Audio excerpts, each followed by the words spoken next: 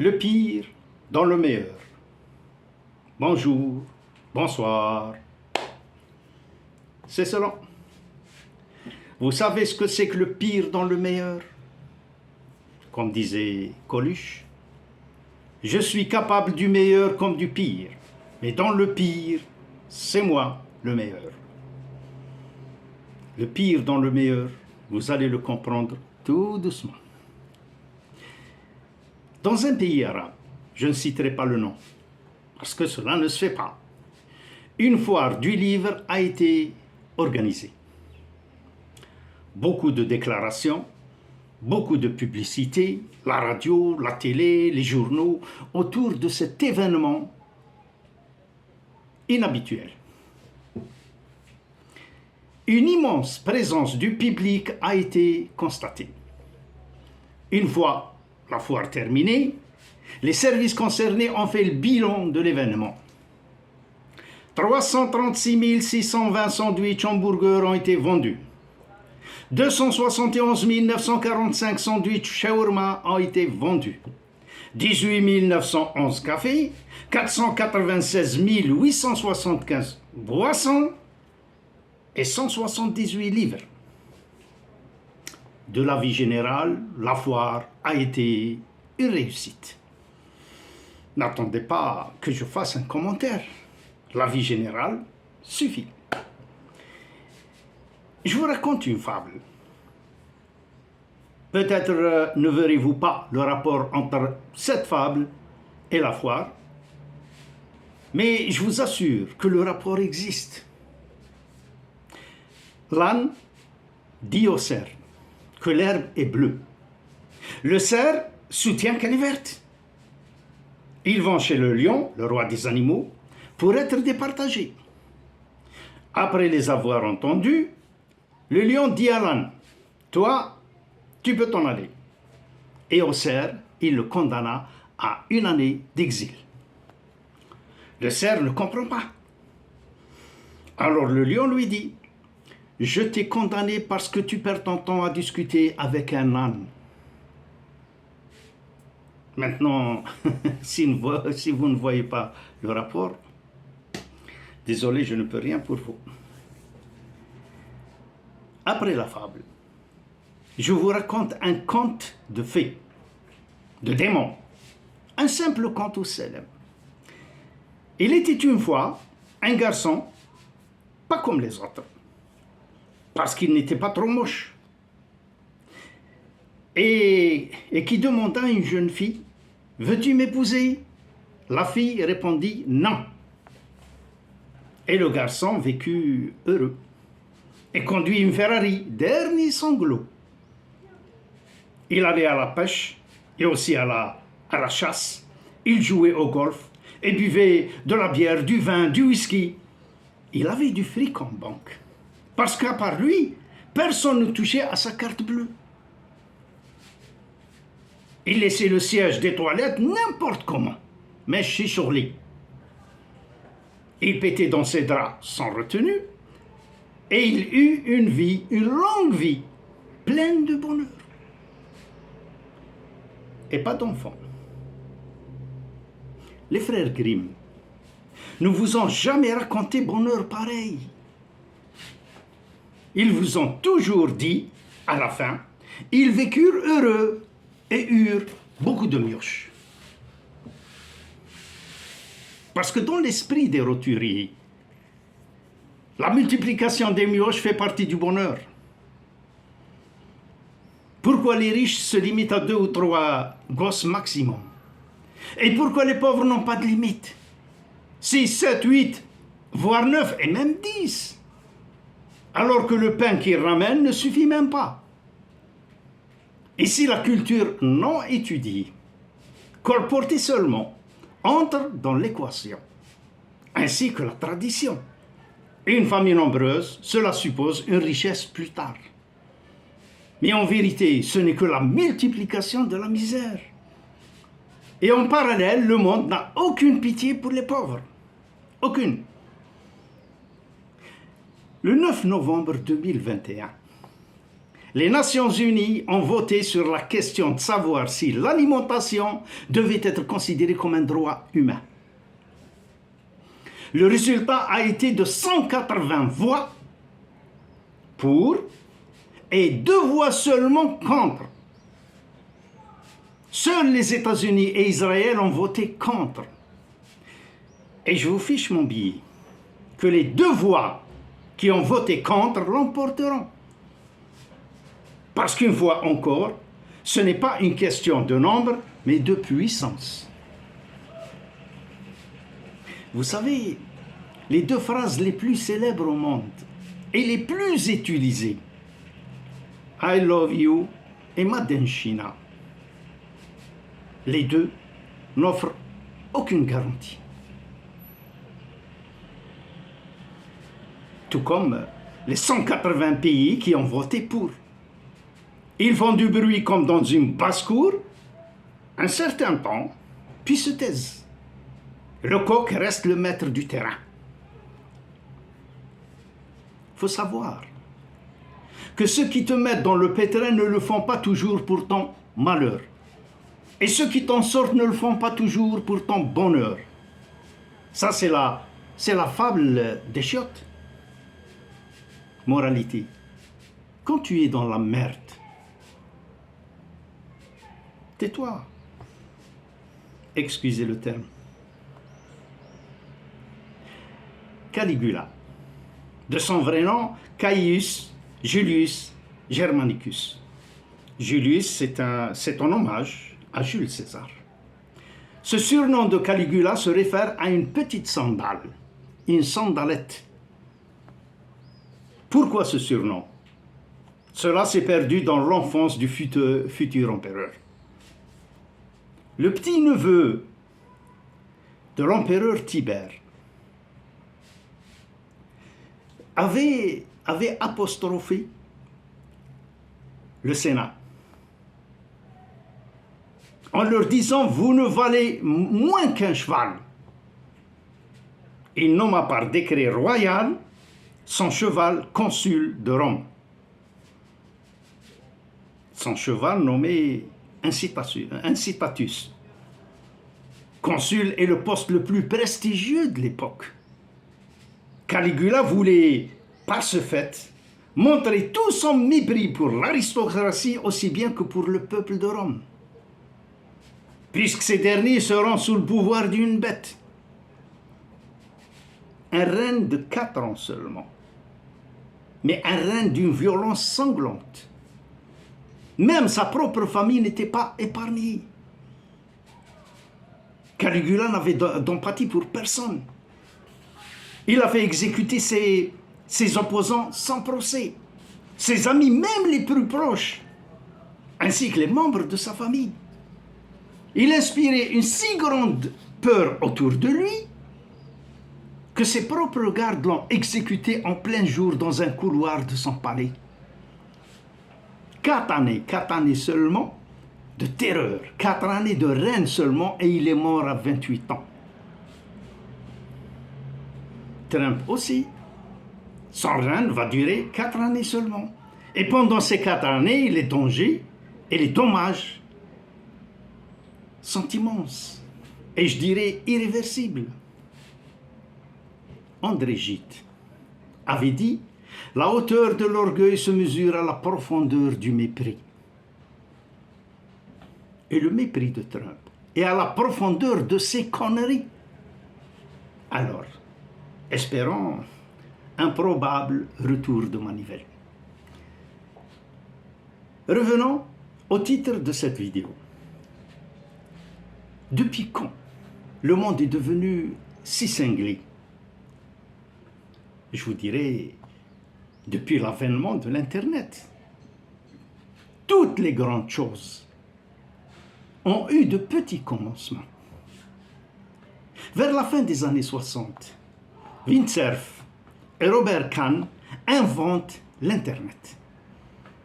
Et je ne pense pas que cela fait de ceux-ci une idée géniale. Géniale au début, bien sûr. Les premières décennies, c'est formidable. Connecter toute l'humanité, faciliter le rapprochement, shooter l'isolement, créer les loisirs à gogo, la culture à portée de main, l'information en continu, etc. Tout cela est magnifique. Mais parallèlement, le visionnement de la violence est devenu accessible pour les grands comme pour les petits. La violence au quotidien dans les foyers est devenue une seconde nature, une éducation et un mode de vie, à tel point que certains pays, comme la Chine par exemple, sont en train de faire marche arrière. Restriction draconienne de l'Internet aux plus jeunes. Mais même avec ces nouvelles règles, l'accès peut se faire en dehors des foyers. Regardez maintenant le degré de violence de la génération montante. C'est catastrophique. L'éducation s'en va à la dérive. Les consoles de jeux en ligne explosent sur la toile avec un très fort pourcentage de violence. La vie privée menacée de plus en plus. La multitude de caméras entre les mains des populations scrute tout et n'importe quoi. Personne n'est plus à l'abri d'un œil électronique. La toile foisonne de vidéos de crash routiers où l'on voit la mort en direct. Les gens en train de brûler et se débattre dans les flammes. Et à la longue, les cœurs se durcissent. Le drame se banalise. Et petit à petit, l'empathie humaine disparaît. Einstein avait dit « Je crains le jour où la technologie dépassera nos relations humaines. Et le monde aura une génération d'idiots. » Fin de citation. Je crois que nous y sommes. Parfois, on s'en va pour réfléchir. Et parfois, on s'en va justement parce qu'on a réfléchi. Avec l'accession de l'Internet au trône du monde, la jeunesse qui le porte en fanfare, l'adule et le vénère, ont aujourd'hui le privilège de trancher sans savoir, de décréter sans vouloir juger, ou de juger sans chercher à savoir, parce que cette jeunesse croit savoir sans avoir appris. L'extinction graduelle de l'espèce humaine a déjà commencé. Avec l'arrivée de ce Terminator connecté à l'ensemble des machines de la planète. Beaucoup de gens pensent que la science a pour vocation de nous libérer des mythes. C'est un peu vrai. Mais en contrepartie, elle nous enchaîne à des terminaisons incontrôlables. Et les psychiatres du monde, ces prêtres des temps modernes, ne croient pas à la transformation de l'esprit humain sous l'impulsion et la soumission à l'Internet. Des parents conscients du danger interdisent à leurs enfants l'accès à cette entité qui dévore l'esprit humain. Mais ils ne sont pas nombreux à le faire. Et maintenant, si nous conjuguons l'intelligence artificielle à l'Internet, eh bien, nous obtenons une alliance démoniaque. Regardez cette effroyable boucherie. Et ce massacre sans pareil est allé au quotidien au XXIe siècle, sur nos écrans de télé ou sur nos téléphones, grâce à Internet. Une boucherie faite de petits corps d'enfants innocents et qui n'ont rien demandé à personne. Et cela depuis maintenant plus de 3 ans, sans interruption aucune. Suivi en direct par l'humanité tout entière.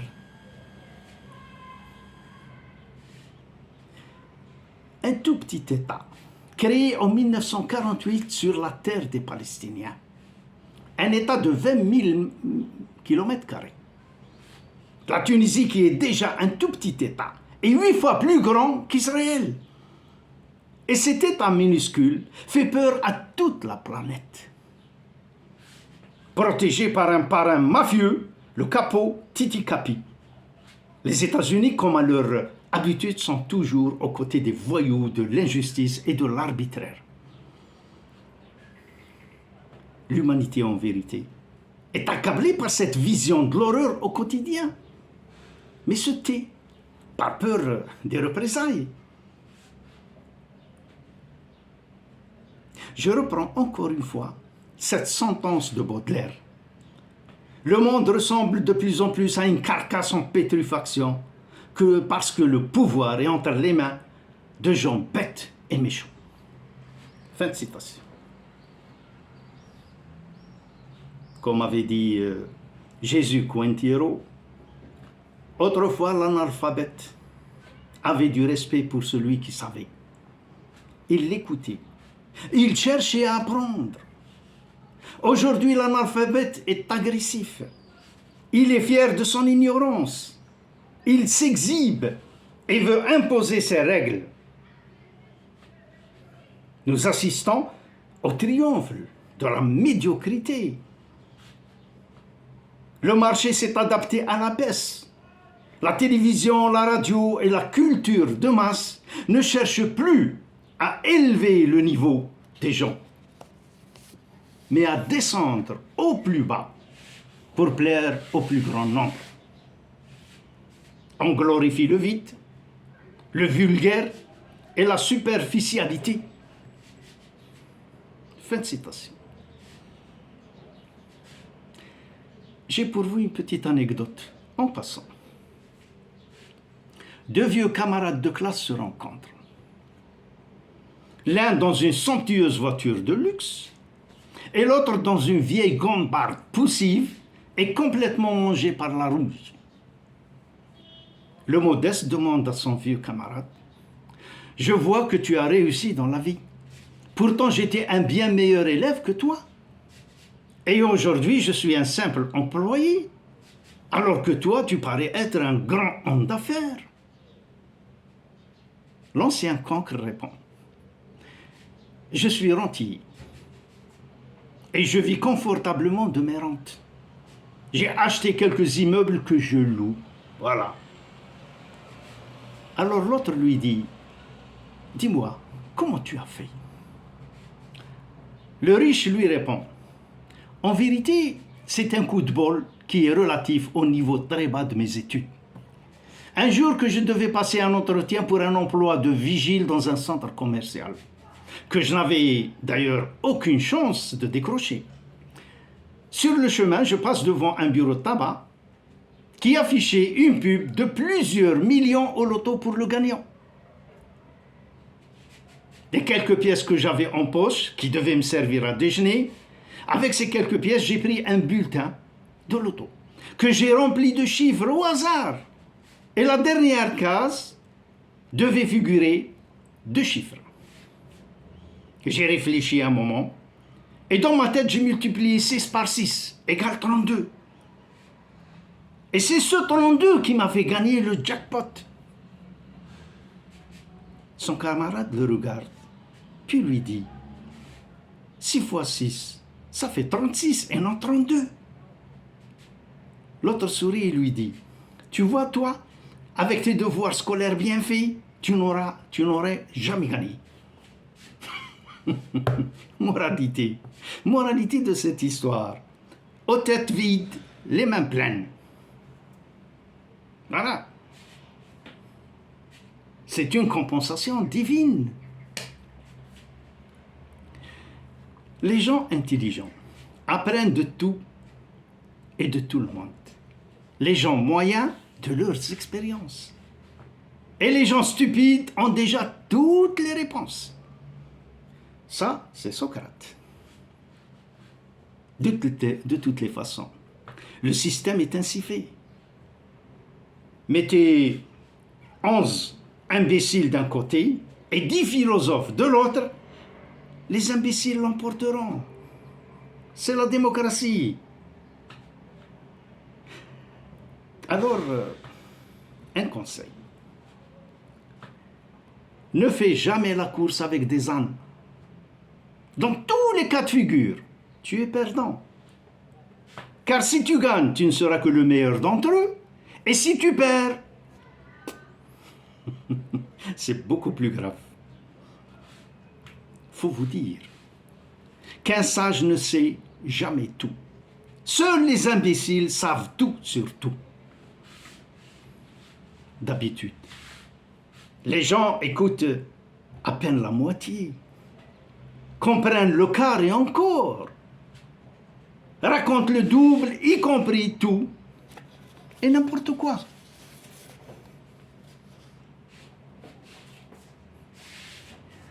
Dans notre patelin,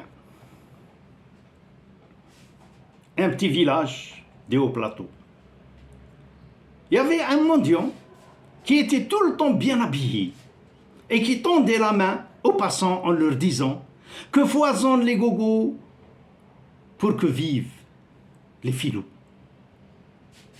Allah يكتر المغنتفين باه يعيشوا الفايقين. Et tout le monde lui donnait des sous.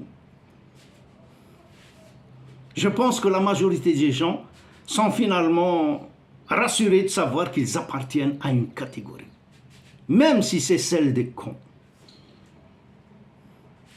Comme Mark Twain disait, les politiciens et les couches doivent être changés souvent, et pour les mêmes raisons. Cela indique quoi au juste? Qu'il y a des filous et des gogos. Et bien sûr, beaucoup plus de gogos que de filous, ce qui permettrait à ces derniers de bien vivre. Regardez par exemple le jeu d'échecs. Après tout, ce n'est qu'un jeu. Mais la symbolique a un prolongement ailleurs. C'est une bataille à mort entre une armée de blancs et une armée de noirs, avec plus ou moins de stratégie. On pousse les soldats au casse-pipe, les cavaliers et tout le reste, vers une mort certaine.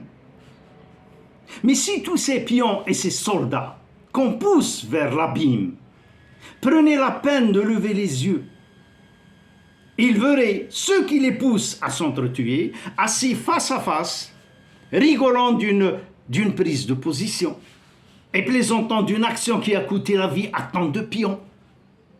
En levant les yeux, ils se rendront compte qu'ils sont que les dindons de cette grande mascarade qu'est la guerre. Nous savons tous autant que nous sommes, que les riches vivent aux dépens des pauvres. Ils vivent du travail des pauvres. Vous savez, un parasite, c'est un hôte qui se nourrit d'un corps à son détriment, sans le tuer, car il a besoin de ce corps sur lequel il vit. Et la classe bourgeoise vit aux dépens des pauvres. Cette classe se nourrit du travail des autres. Germinal. Et tout indiqué pour illustrer cette idée réelle. Ciao.